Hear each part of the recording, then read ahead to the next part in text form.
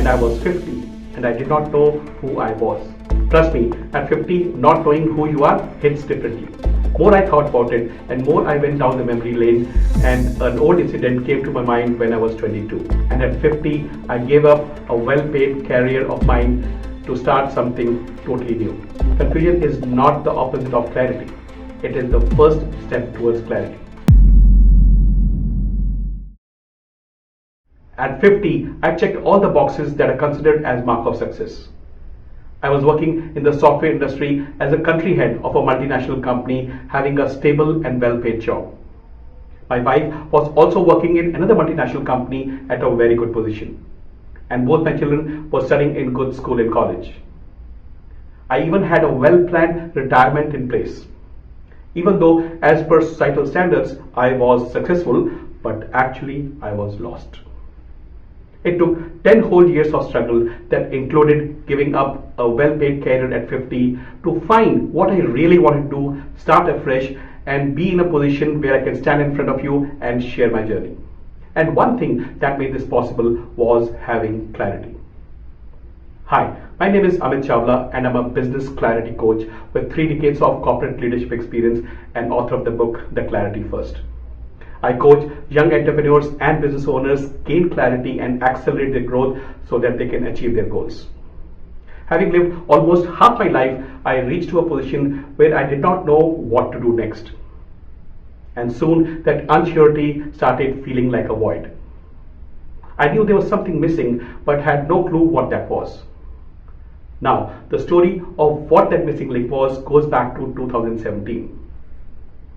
I was in Lemon Tree Hotel, Sector 29, Gurgaon basement with 20 other professionals. And we were attending a program called The Art and Science of Coaching by Inspired Coaching System, now called XMonks. And I was there to learn all about coaching. Post lunch, the session started and our coach Gaurav came and asked a very simple question. He asked, "Who are you?" Everyone tried to give answer to that question by giving their name, their designation, their values, their relationships, etc. But it was all wrong. As I struggled to find answer to that question, I realized that I did not have clarity of that simple question.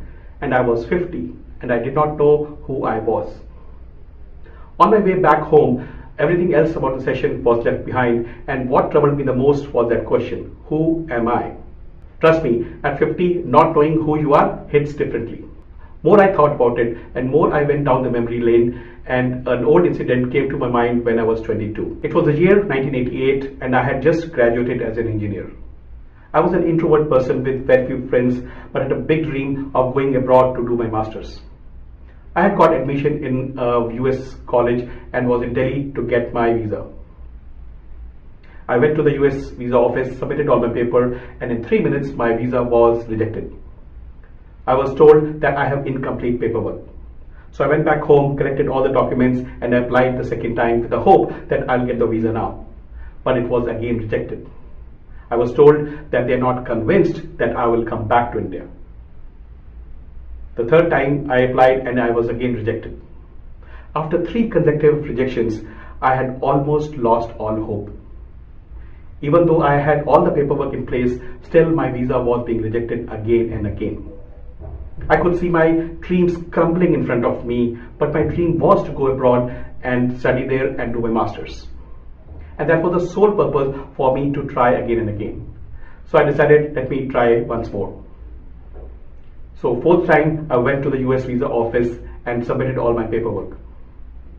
The lady counselor at the counter asked me a question. She asked, "Do you have any new evidence to convince me that you will come back?" As I struggled to answer, she said, "Rejected again." At that point, in my head, hell broke loose. And I remembered something my uncle had told me over dinner a night before. He had said, "Amit, the problem is not the paperwork, but it's your communication." Knowing well the introvert I was, he specifically told me that you have to clearly communicate why you want to go to the US. Until and unless you are clear in your approach, you will face rejections. And then I started blabbering. I told the visa counselor that I want to go to the US to build my career, get experience and exposure, and come back to bridge the gap between US and India. The main reason is I will come back to India. Slowly, the lady counselor took back the passport, stamped and said, "Visa granted." In minutes, my lost hope had turned into a wide smile and I could see my dream coming true. And that's where it all started, the start of my career. Now, the only reason I was even able to get access to go abroad, study and build my career was because I had made my intentions clear from the very beginning. I realized that even then, clarity was a driving force behind a small success of getting a visa. I realized that when I expressed what I really want, I was able to achieve results. Clarity was the trait that would set the tone for my corporate career. Later, I went to US, did my master's in 2 years and came back to India and kept the promise that I made to that lady officer. Now, having clarity does not mean that you will achieve success, because we all know failures are inevitable in life, and so was true for me. I would face multiple failures before tasting success. I did fail and failed hard. It was the year 1992, I was 26 and working in Tata Consultancy Services as a software engineer. And I was posted in Switzerland for a project with 5 other colleagues as a design tool expert. This was my very first international project and I had only 2 years of work experience. For some reason, the CEO from the client side was not in favor of us to execute the project.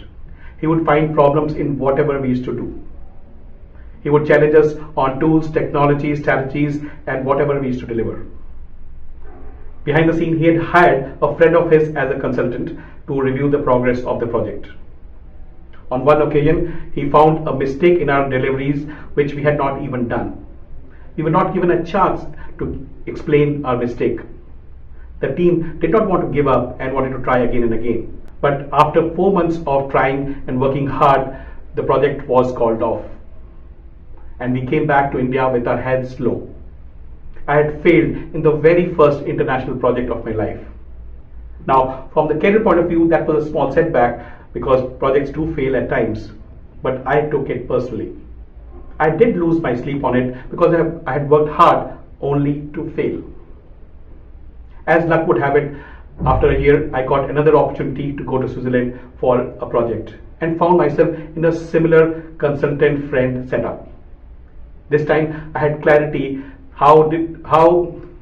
this time I had clarity how decisions are influenced. I shared it with my project manager and we were able to find an alternate strategy to tackle this challenge, and the project was executed successfully. I'm personally thankful to the first failure because it taught me that despite 100% of effort, the results may not be in your favor. This trait was going to be with me for long. I would see series of failures before tasting success. Amidst all these success and failures and role responsibilities, I found myself at 44 become a country head of a fintech multinational company, a top position that I would reach in my career. As life was going on, one day I met a mentor of mine, Rajesh Karodia, and he asked me a question. Amit, do you have connection with young in their 20s? I was 48 at that time, and I said no. He said, Amit, going forward, you will work with CEOs of diverse companies and chances are they will be young.